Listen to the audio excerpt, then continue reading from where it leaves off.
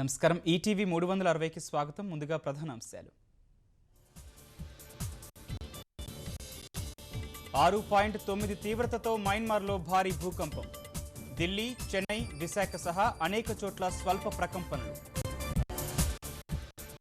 మండలాల్లో అభివృద్ధి పనులకు ముఖ్యమంత్రి శ్రీకారం. పోలవరం నిర్వాసితులను అన్ని విధాలా ఆదుకుంటామని భరోసా.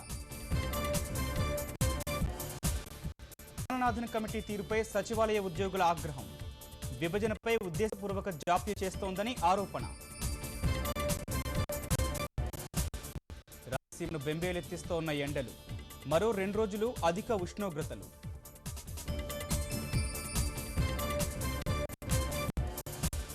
ఇంకుడు గుంతల ప్రాధాన్యం తెలుపుతున్న సుజలాం సుఫలాం సదస్సులు. తిరుపతిలో అవగాహన కల్పించిన నిపుణులు.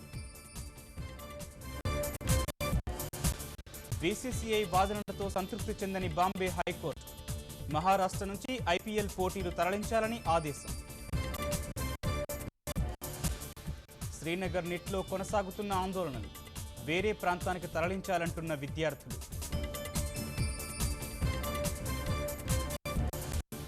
స్టాక్ మార్కెట్లకు కలిసొస్తున్న సానుకూల పరిణామాలు. సెన్సెక్స్ 481, నిఫ్టీ 142 పాయింట్లు లాభం.